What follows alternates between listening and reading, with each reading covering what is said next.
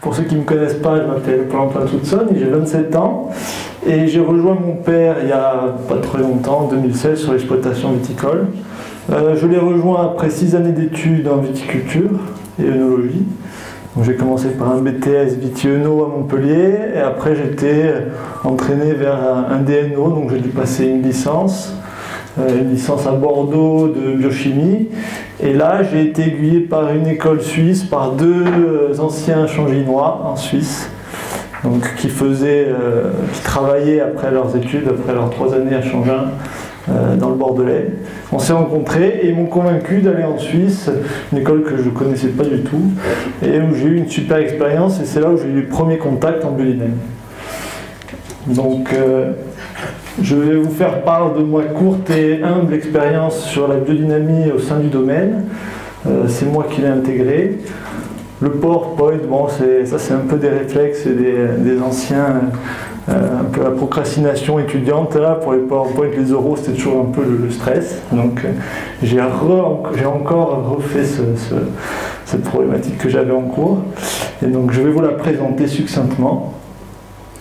Donc, je vais vous présenter vulgairement le domaine. Donc, c'est une exploitation familiale qui date de 72. Donc, c'est mon grand-père et mon oncle qui l'ont créée. Donc, qui ont commencé par planter 16 hectares. Donc, mon grand-père n'avait aucun terrain sur l'exploitation. Et vu que mon oncle était intéressé par la viticulture, il a investi dans des terrains en fait, c'est une combe qui est exposée sud-ouest sur la commune de Loumio et Montémajor. Et on est proche de Calvi. Donc à quelques kilomètres de la mer et à quelques kilomètres des montagnes, notamment du Monte Grosso, qui culmine à 1930 mètres d'altitude. Donc mon père après a repris l'exploitation en 86. C'est lui qui a vraiment investi dans le foncier. Il n'était pas du tout destiné à reprendre l'exploitation, mais il avait fait un cursus vétérinaire. Et il a investi dans le foncier parce que vraiment le terrain, c'est ce que mon grand-père lui a transmis, c'est que la terre, c'est vraiment la richesse, une des richesses profondes qu'on a en Corse. Et donc il a vraiment investi dans le foncier, il a planté des vignes. Maintenant on arrive en 2020 avec 64 hectares de vignes, dont 58 sont en production, 12 hectares d'oliviers.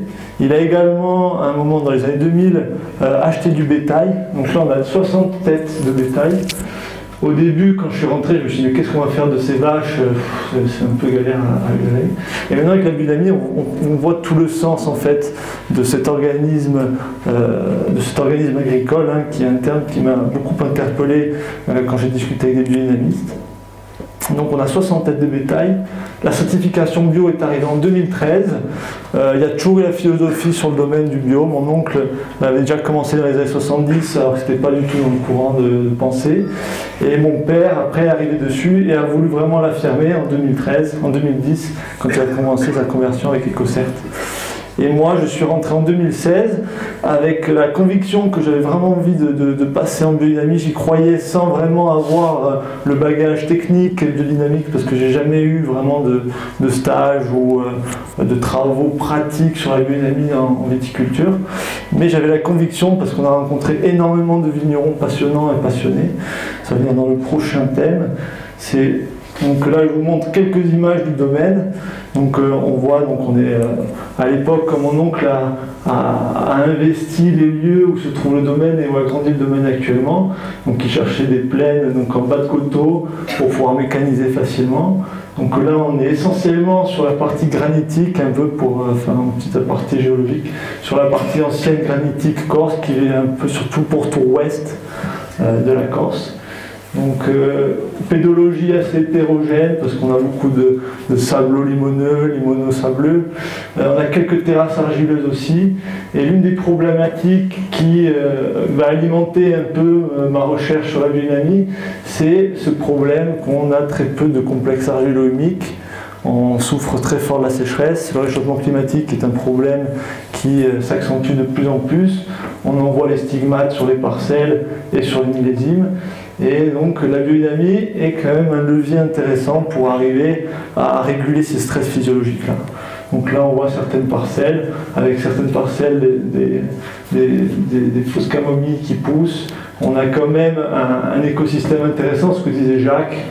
Il forêt, c'est que la chance qu'on a en Corse, c'est qu'on a quand même une incidence des montagnes, de la mer, on a des haies naturelles qui sont autour des exploitations, on a quand même des îlots assez massifs par rapport à d'autres, des îlots de vigne assez massifs, donc c'est des îlots qui font entre 1 et 6 hectares, mais qui sont assez morcelés dans le paysage. On a vraiment des parcelles qui ne sont pas toutes à proximité. Donc ça, c'est intéressant pour les écosystèmes aussi. Il faut quand même les entretenir et les construire un peu plus, mais on a cet écosystème naturel qui reste intéressant chez nous, sur toute la Corse. Donc la question qui revient souvent, c'est pourquoi la biodynamie ? Donc moi, comme je l'ai dit tout à l'heure, c'était vraiment en Suisse, quand j'étais à Changin, on avait un noyau dur d'amis, et surtout un Alsacien qui était vraiment passionné par ça, par la biodynamie, qui venait d'Amboc-la-Ville, et qui nous a fait découvrir plein de vignerons. J'avais aussi un autre ami qui était d'Alsace et du même village, avec qui j'ai fait mon BTS, qui était moins dans cette mouvance-là, mais on a rencontré notamment les Dietrich, qui sont des cousins de cet ami-là, qui ont monté le domaine Aquilée et qui m'ont fait découvrir des vignerons alsaciens extraordinaires, qui étaient vraiment avant-gardistes sur la biodynamie et qui avaient une approche du terroir assez intéressante, parce qu'on se rend compte que chaque vigneron a vraiment sa définition propre du terroir. Il faut arriver à se l'approprier, parce que c'est très complexe de définir un terroir succinctement et précisément. Mais on voit que chaque vigneron a sa définition propre, et ce qui est intéressant, parce qu'il ne faut pas arrêter un terroir à avoir une définition succincte. C'est très très large, et on le voit notamment avec la pensée biodynamique qui est très large aussi sur toute la science et toutes les préparations et toute l'expérience qu'il y a eu autour. Ce qui m'a beaucoup parlé, c'est quand en discutant avec des vignerons qui m'ont marqué, je vais vous donner quelques noms, comme Michel Grisard au prieuré Saint-Christophe en Savoie, ou alors M. Ostertag en Alsace, ou par exemple quand on a rencontré M. Paco à la Colombe en Suisse, ou alors même Jacques Grange, domaine de Meudon, qui était vraiment pour moi une révélation. Des grandes personnes de la biodynamie qui maintenant font beaucoup parler d'eux, qui à l'époque peut-être étaient un peu comme Jean-Charles, qui étaient un peu les pionniers, qui étaient regardés un peu de travers. Maintenant, ça s'avère quand même des références incontournables de la viticulture internationale. Et ça a été pour moi un peu des mentors qui m'ont guidé par la qualité des vins, surtout par la cohérence du discours et surtout la qualité des vins. On voyait derrière qu'il y avait quand même des vins avec une certaine sensation et une sensibilité. Après, ce qui m'a parlé, c'est vraiment la conception agricole, donc d'un organe agricole et des organes agricoles. Donc c'est avoir une complémentarité et un équilibre au sein du domaine. Et je voyais, en fait, parce que mon père ne m'a jamais poussé à faire la viticulture, lui il a toujours travaillé au nez à l'intuition.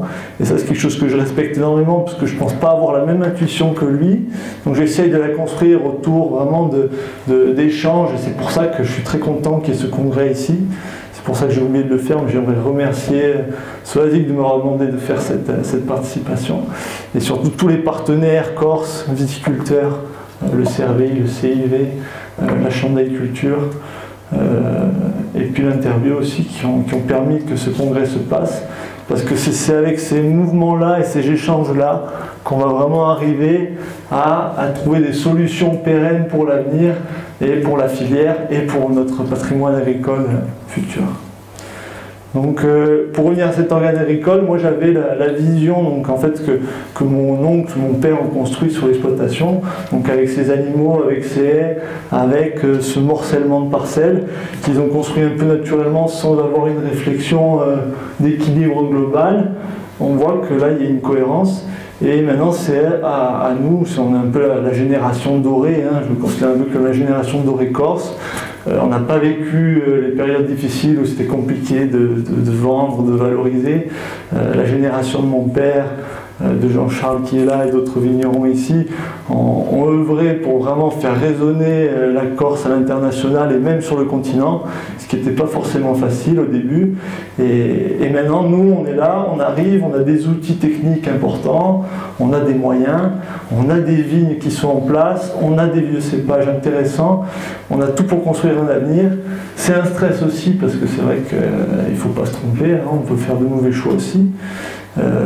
Mais ce qui me stimule, c'est vraiment cet aspect un peu de dynamique, parce que je ne suis pas vraiment un grand biodynamiste. J'ai très peu d'expérience. Sur toutes les préparations, je n'ai pas des convictions sur tout. Je ne suis pas encore séduit par tout, mais je voulais le vivre. Après, c'est le terme aussi très important qui est agriculture générative. Donc ça, c'était vraiment les mots qu'avait eu Jacques Fourès, qui m'avait dit en bio, on arrête de nuire, et avec la biodynamie, on apporte des impulsions supplémentaires pour essayer de régénérer un peu, parce que vu qu'on est sur un mode cultural, donc, où on dégrade forcément, parce qu'on est obligé de labourer, on est obligé de travailler, on n'est plus sur un process naturel, on a une culture de la vigne, et donc on est obligé de tendre à un équilibre. Je pense que l'homme est capable de rééquilibrer un peu, de tenir la nature. Donc on équilibre le paysage avec des haies, avec l'implantation d'arbres, avec un respect de la topographie, de la pédologie. Donc c'est très très complexe. C'est difficile de se faire une idée vraiment objective de la biodynamie, mais je pense que de toute façon il faudrait plusieurs vies pour vraiment faire le tour de toute la question. Et c'est ce qui est passionnant aussi, c'est que en cours on a souvent appris à vraiment tout synthétiser, essayer de faire une synthèse de tout. Et là je vois que c'est très compliqué, voire même impossible d'arriver à faire une synthèse de l'agriculture en général et de la biodynamie. Et ce qui me stimule aussi, c'est que j'ai l'impression que la biodynamie va être un levier pour nous, la nouvelle génération, face au réchauffement climatique et notamment au stress physiologique de la plante. J'ai eu que des expériences vraiment empiriques sur la vigne. Toutes les préparations ne m'ont pas convaincu sur des effets. Là, j'ai que 3 ans de retour, 3 ans d'expérience, où ces expériences en plus, on ne les a pas menées totalement carrées, parce que c'est compliqué sur une exploitation de 64 hectares de faire toutes les préparations, les passages dans les temps précis. On le reverra après un peu comment nous on coordonne un peu les passages, les préparations. Mais j'ai vu sur certains passages quand même qu'il y avait un impact sur les stress physiologiques, notamment sur des pulvérisations, à des moments où on aurait dû avoir des stress un peu marqués après des sécheresses un peu longues. Vraiment, on a un impact sur le végétal qui est bénéfique dans le déstress de la vigne, et puis pour la relance un peu de la végétation et de tout le cycle physiologique. Donc là, je vous ai mis quelques livres qui m'ont vraiment inspiré, et avec lesquels je travaille beaucoup encore. Donc, le premier livre que j'ai lu, c'est l'agriculture biodynamique de François Boucher, où j'ai vraiment eu les bases très techniques, et puis vraiment c'est du concret, quoi. Donc ça, c'est vraiment un livre où je me suis dit, la biodynamie, c'est pas du pipeau, c'est pas une science farfelue, c'est vraiment une application sur une base agronomique. Et ça m'a été conforté aussi dans les conférences que j'ai suivies de M. Masneau, et avec les discussions que j'ai eues avec Jacques Fourès et quelques viticulteurs, où vraiment l'agronomie c'est la base, une bonne agronomie c'est la base, et la biodynamie elle va venir un peu en aide par-dessus pour arriver à rééquilibrer certaines problématiques qu'on arriverait à rééquilibrer sur plusieurs années si vraiment on avait des pratiques agronomiques de base. Et voilà, quoi. Et après, c'est vrai que c'est une ouverture d'esprit vers une agronomie plus respectueuse de l'environnement, avec des circuits courts. On est moins dépendant des produits commerciaux qui sont de plus en plus vendus. Et après, le guide pratique d'agriculture biodynamique de Pierre et Vincent Masson, qui est très bien fait. Je conseille à tous les jeunes agriculteurs qui veulent se lancer dans la biodynamie, parce que là, il y a à peu près toutes les recettes, ça donne un peu un cadre à toutes les préparations. Et c'est vraiment la base de réflexion, parce que c'est compliqué de se rappeler un peu de tous les dosages, tous les temps, surtout pour les décoctions, les tisanes. Et là, il y a même des petites recettes pratiques pour des traitements phyto contre certaines maladies, notamment du bois ou de champignons type Nésio, Oïdium. Et après, je me base souvent sur le calendrier des semis, donc que j'achète au MABD ou alors chez Pierre Vincent Masson, et qui nous donne un peu, c'est un calendrier sur lequel je travaille souvent et je prends des notes. C'est un calendrier de base où on se base un peu sur le calendrier lunaire, mais j'essaye de le suivre, ce qui est compliqué, 64 hectares, donc j'en parlerai après. Mais ça donne des grandes lignes, ça nous donne du recul aussi sur toute la partie astrale lunaire. Et c'est un bon guide qui est assez bien fait avec plein de petites explications, et ça je conseille aussi de l'acheter. Ouais. Donc je vais vous parler de quelques étapes de la conversion. Donc quand je suis rentré en 2016, j'avais cette idée en tête de vouloir convertir l'exploitation à la biodynamie. Je ne savais pas trop par quoi commencer. Et puis un jour, Jacques Fourès est arrivé à la cave. Il suivait déjà Manu Ventour et Camille Anaïs, domaine Maestrach. Et il est passé à la cave, il a rencontré mon père et il a parlé succinctement avec lui. Et il a pris son contact, je l'ai rappelé. Et on est parti sur un consulting avec Jacques, qui est venu quelques fois sur l'exploitation et qui nous a aiguillés. C'est lui qui m'a donné un peu les clés pour l'achat du matériel. Parce que c'était le plus compliqué, c'est investir sur du matériel dynamique, donc les dynamiseurs, le pulvérisateur et la tisanière. Donc c'est lui qui m'a orienté vers un type de matériel qu'on va voir après. Et après, il m'a fortement incité à y aller, parce que Jacques est quelqu'un de très patient, de passionné. Il a vraiment les bons mots pour rassurer les personnes, pour aller vers la biodynamie. Et je le remercie, parce qu'il a fait beaucoup, je trouve qu'il fait beaucoup pour la biodynamie en Corse. Il s'est investi beaucoup. Et c'est vraiment, avec sa femme, de belles personnes avec qui on a beaucoup de plaisir à travailler. Donc Jacques m'a poussé à faire les premières préparations donc, de la 500P qu'on a acheté chez Biodynamie Service.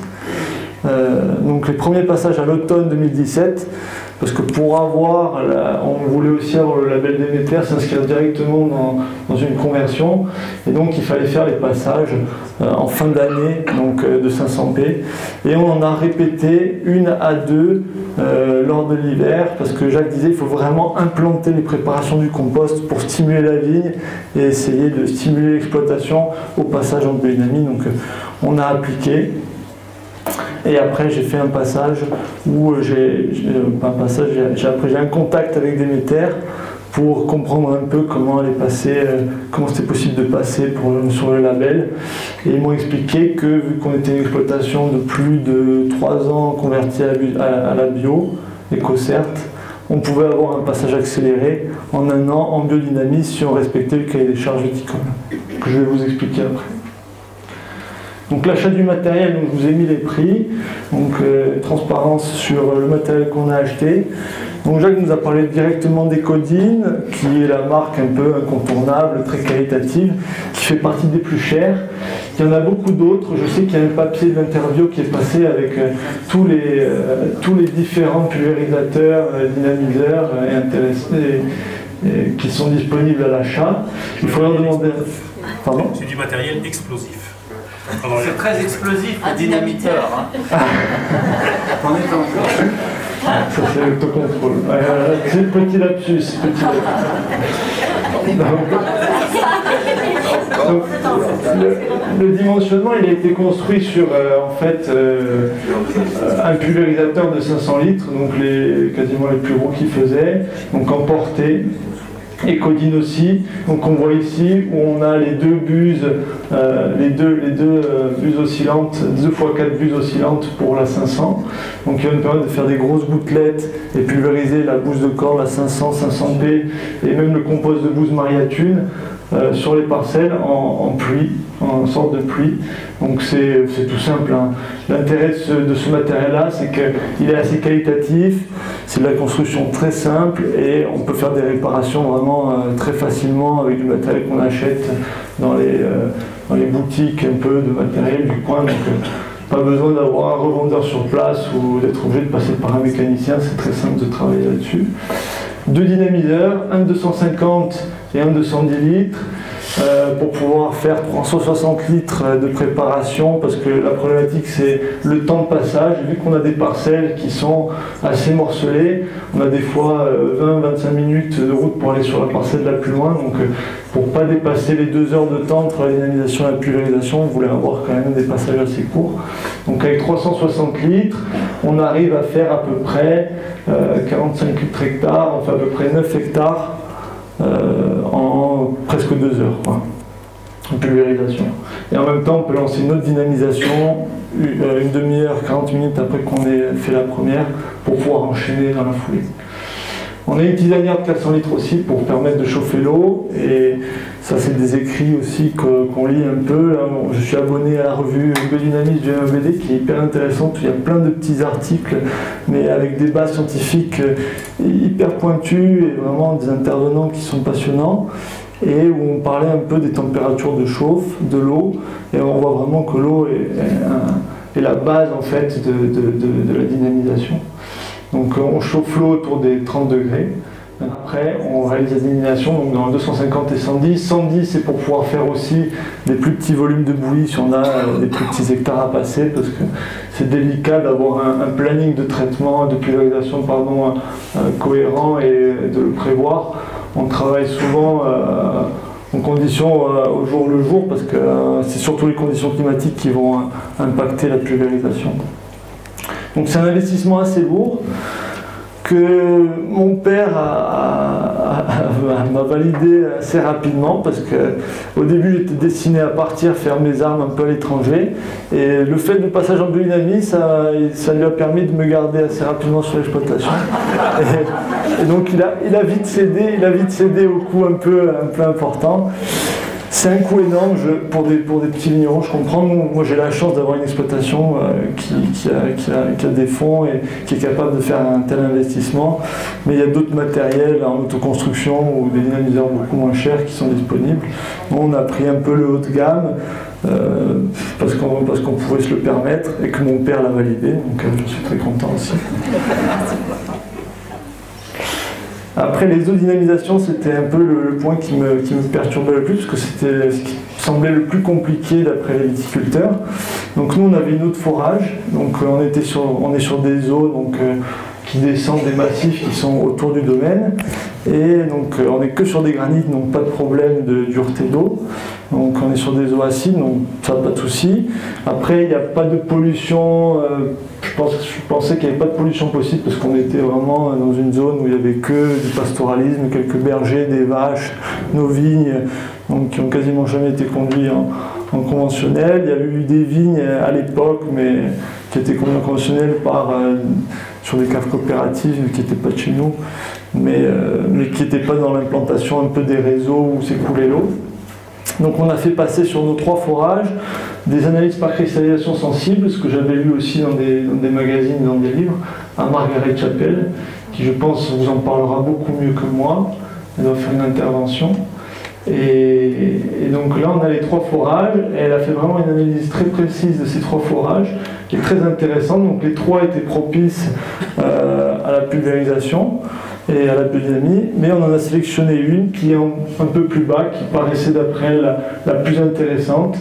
Et en fait c'est une des zones où on a le plus d'eau, et ça s'appelle Padoule, et c'est une zone un peu en bas-fond où on a une accumulation d'eau importante.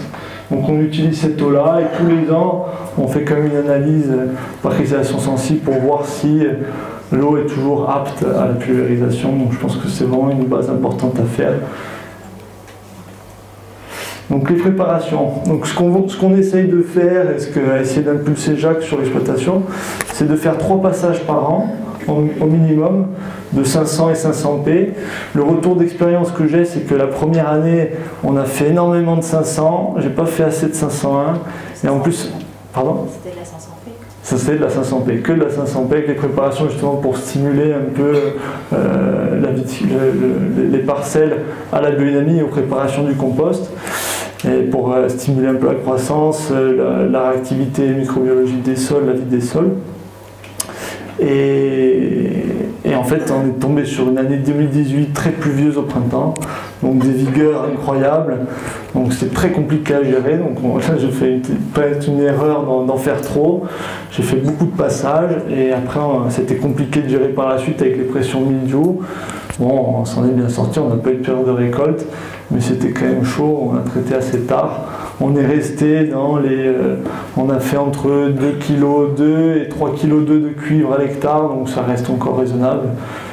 Mais j'ai eu chaud, et j'ai eu peur que mon père me dise non, tu arrêtes tes conneries. et tu restes en cave.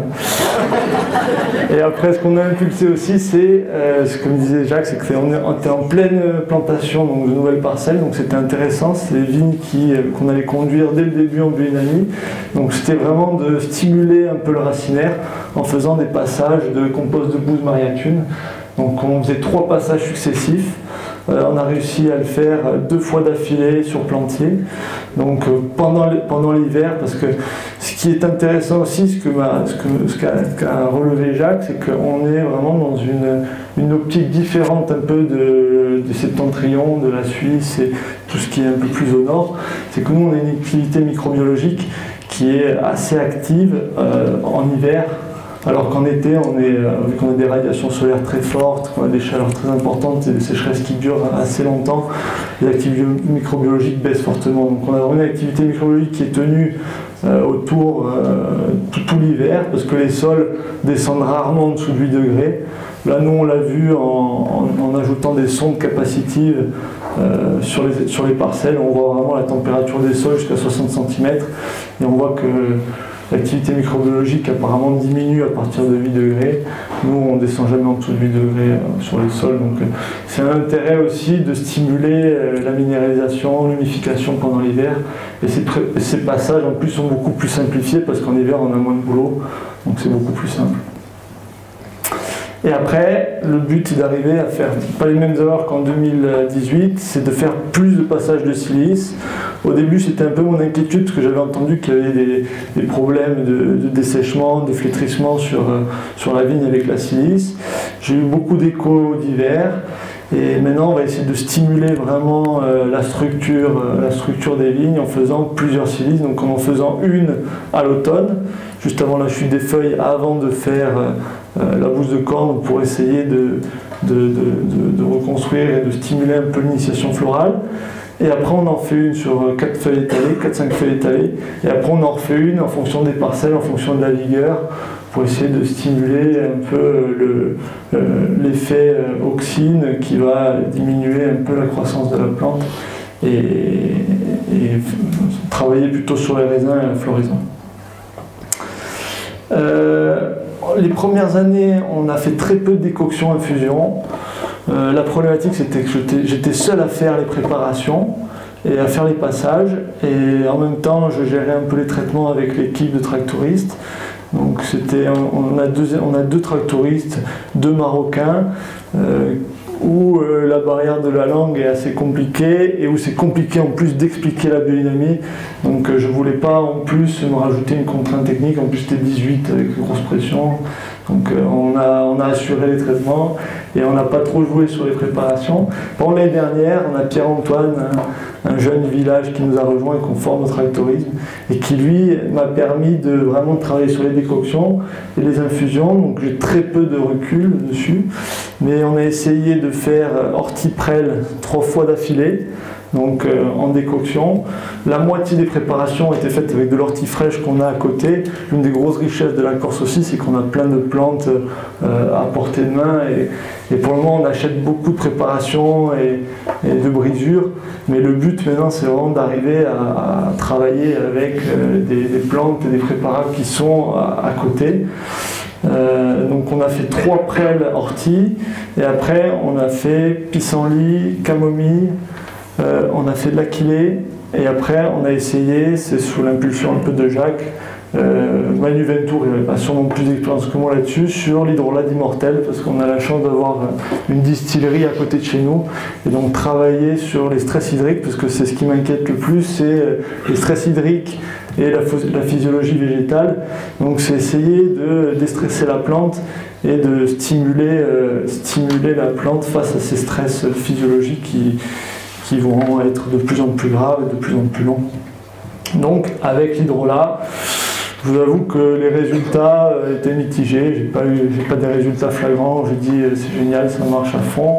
Mais bon, de toute façon, on vient de commencer. C'est une impulsion qui met du temps à prendre et j'y crois à fond. Mais c'est vrai que faut faire le test soi-même, de toute façon, je pense, pour vraiment se faire une idée concrète. Donc nous, on a choisi de passer chez Déméter.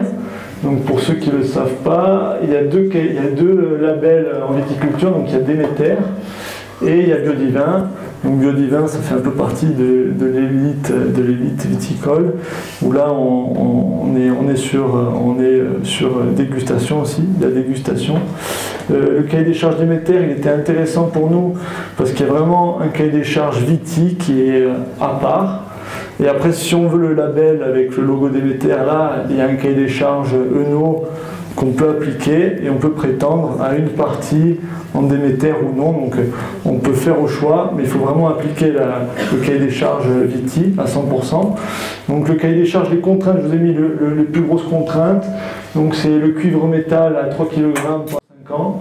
Donc chez nous, j'ai l'impression, à part quelques vraiment îlots au centre-Corse, il n'y a pas de grosses contraintes face au cuivre, surtout chez nous à Calvi, où le mildiou, à part 18, où c'était assez compliqué, mais on n'a jamais de pression de mildiou. Mon père d'expérience n'a jamais eu de grosse pression de mildiou.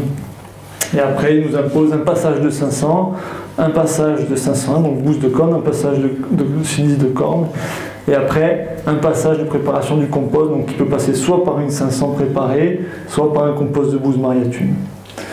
Et il nous laisse, donc on était obligé de convertir l'ensemble de l'exploitation la première année, donc qui rentre en production, donc la viticulture, et il nous laisse 5 ans pour convertir toute la surface agricole utile, donc là qui est à peu près 250 hectares. Donc là, avec les effectifs qu'on a et le matériel, ça va être compliqué de faire les passages partout. On va essayer de s'y tenir. Nous, là, ce qu'il faudrait qu'on arrive à faire, c'est investir dans du matériel un peu plus léger, donc un quad, qui ne serait pas juste pour la biodynamie, mais qui nous permettrait aussi de faire des traitements, parce que j'ai vu en Alsace qu'il y avait des petits pulvés adaptés à la traction en quad, et qui est assez intéressant pour nous, surtout dans des optiques de réduction de tassement de sol, tout ça. Donc, je pense que c'est quelque chose qu'on peut aller dessus. Et Ecodyn fait aussi des autoconceptions pour les quads, donc être beaucoup plus réactif sur les parcelles, parce que quand on a des parcelles qui sont assez loin, en quad on y va plus facilement, on peut pulvériser des plus petites quantités de bouillie, malgré qu'ils arrivent à faire des 300-500 litres sur des châssis bogie tirés, donc c'est assez intéressant, c'est cher aussi, mais c'est du bon matos.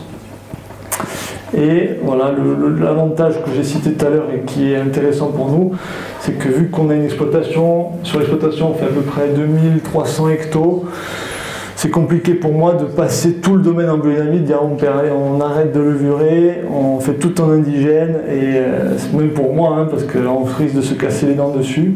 Donc c'est prendre son temps, faire petit à petit, et ça c'est vraiment une souplesse qui est intéressante sur ce label-là.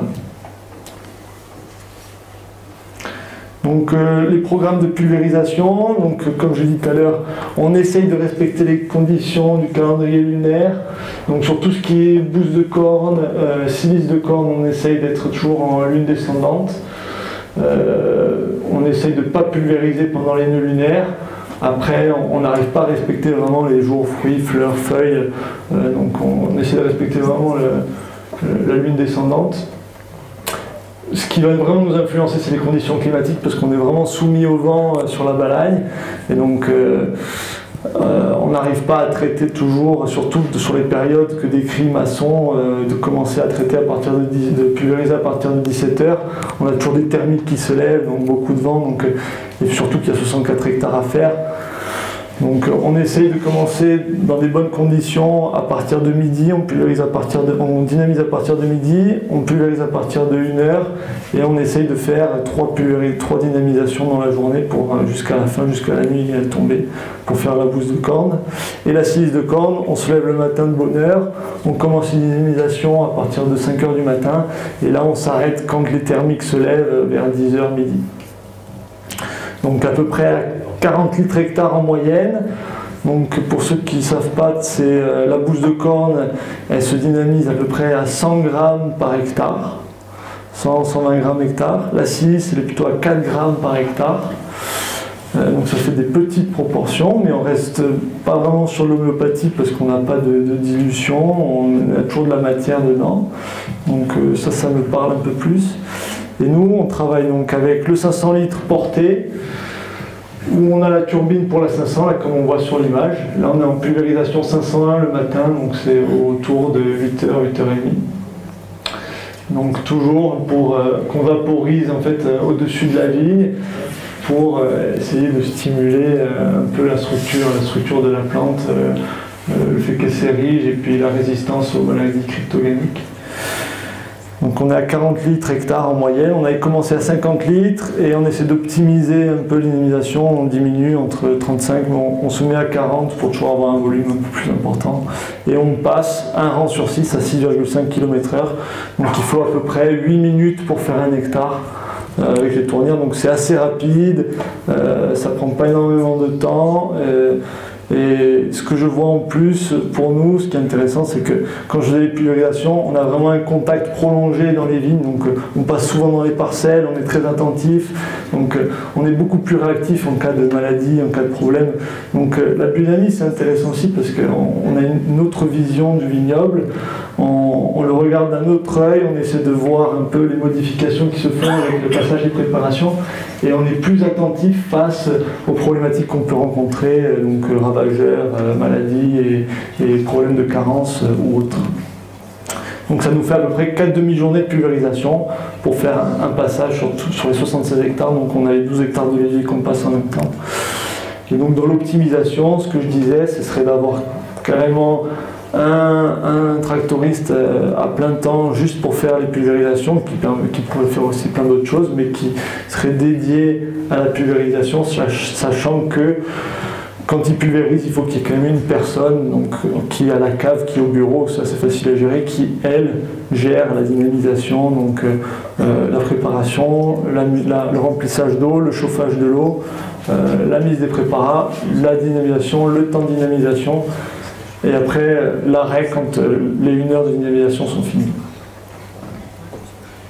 Et il nous faudrait une personne et donc un quad en plus ou un tracteur en plus avec une cuve pour arriver à réduire et faire en quasiment 2 journées terminer toutes les pulvérisations si les conditions sont réunies. Donc les perspectives que je vois pour moi sur l'exploitation, donc moi j'ai très peu de données à vous donner parce que au début j'ai voulu vraiment faire des parcelles témoins, des parcelles traitées, mais c'est très compliqué parce que sur le cursus scolaire on nous apprend vraiment à avoir des paramètres très précis et j'ai l'impression qu'on était trop vague sur ce que j'ai fait. On n'a pas pris en compte vraiment la pédologie très précise des parcellaires. C'était trop brouillon, donc ça me contrariait un peu, donc j'ai dit allez on passe tout, on s'embête pas à faire des modalités, on le fera peut-être à un autre moment quand on aura plus de temps, et de toute façon c'est pas moi qui vais révolutionner la biodynamie. Et donc là ce que je trouve intéressant c'est de trouver vraiment, là on pourrait faire des petites expérimentations mais assez rapides sur l'étude en fait de l'impact des préparations sur le potentiel hydrique.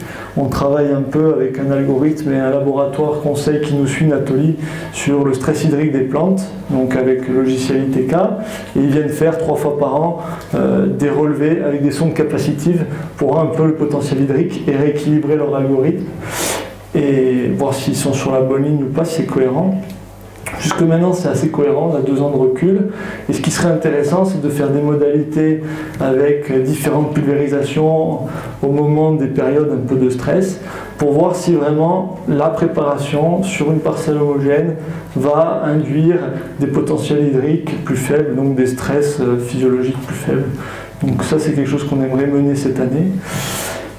Après, ce qu'on aimerait faire aussi, c'est vraiment optimiser les bovins, donc faire une zone de stabilisation pour réaliser nos propres composts. Donc, comme je l'ai dit tout à l'heure, on est sur des sables limoneux, sur la grosse partie du domaine. Donc, on a vraiment des difficultés à faire des complexes argilo-humiques, on a des CEC très basses, donc des capacités d'échange cationique très basses, très faibles. Donc on a un stock qui est très faible, les vignes répondent très vite à des excès d'eau, mais aussi à des stress hydriques, à des sécheresses. Et donc c'est essayer de stimuler un peu ce complexe, donc cet humus, Et donc arriver à faire nos propres composts, j'ai l'impression que les composts du marché, c'est quand même assez important, c'est assez cher, d'arriver à faire nos propres composts, des composts peut-être peu mûrs sur nos parcelles, ça nous permettrait de capter de l'eau, optimiser la vie microbienne et arriver à un équilibre après presque naturel de la parcelle, quoi.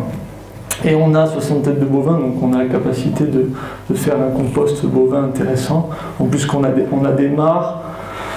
Le problème des mares, c'est la question qu'on se pose, on va l'expérimenter, on va essayer de composter les mares de façon très tardive, faire des mares très mûres, parce qu'on a beaucoup de potasse dans les sols, on les retrouve dans les vins et on a des problèmes d'acidité, de baisse d'acidité et des acidifications dues à la potasse qu'on retrouve énormément dans nos sols.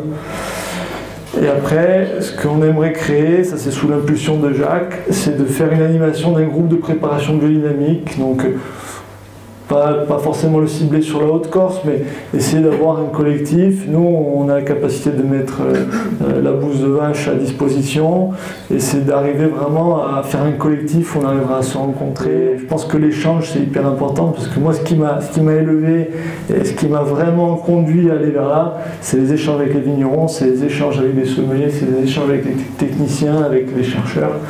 Et je vois que dans beaucoup de régions, c'est en place.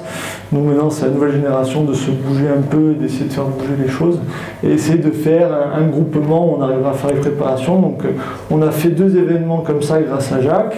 On en a fait un en 2018 où on a enterré, donc on a fait de la bouse de corne, on a fait une silice de corne auparavant.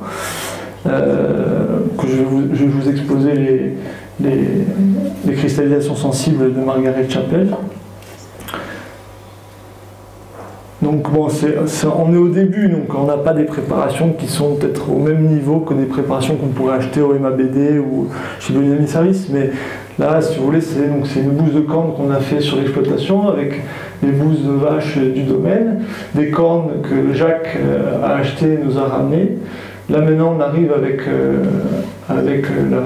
l'abattoir de Ponteletch à récupérer certaines de nos cornes, donc arriver avec nos cheptels et des vaches vieillissantes, arriver à récupérer des cornes de vache. On a fait 2 préparations 501, donc ça c'est assez intéressant. Le problème c'est qu'on achète la poudre de quartz, le quartz broyé, on l'achète au MABD. Le but serait d'arriver à, pourquoi pas, trouver des filons de quartz sur l'île et être presque autonome sur ces préparats de base là. La préparation 500, on l'a réalisée à l'automne 2018. La problématique qui en résulte, c'est qu'elle était un peu sèche, parce qu'on était sur des sols très drainants, d'arène granitique. Donc il faudrait peut-être l'arroser ou trouver d'autres zones un peu spécifiques. Jacques il est géobiologue également, donc il a vraiment trouvé les zones propices. Et on voit que sur la cristallisation sensible, l'analyse que je vais vous exposer après de Margaret Chapel, que c'est des composts de bouse qui sont viables et qui sont intéressants aussi. Donc après, à expérimenter au vignoble. Et après, ce serait bien qu'avec le groupement, on arrive à faire des projets de récolte de certaines plantes comme très faciles qu'on a à côté, comme l'ortie, comme l'écorce de chêne, comme certaines achillées ou de la camomille qu'on puisse retrouver. Donc voilà, c'est un peu ce projet-là qu'on aimerait mener. Donc là, vous avez quelques photos de la journée préparation. Donc à gauche, vous avez la bouse de corne et à droite, vous avez l'enterrement de la silice. Donc ça, c'est sur l'exploitation. Et ça, voilà, ça c'est la cristallisation sensible de la bouse de corne qui a été faite en 2018, qui a été déterrée en 2019. Donc avec l'analyse de Margaret Chapel qui est assez claire, elle dit que les conditions de stockage n'étaient pas non plus idéales, elle a un peu desséché, mais elle a gardé quand même toutes ses forces de vie et qu'elle est assez intéressante. Donc ça me stimule aussi de voir ça, parce que c'est vrai que cristallisation sensible, quand on va parler les premiers temps, c'est assez complexe. Et ça paraît assez fou.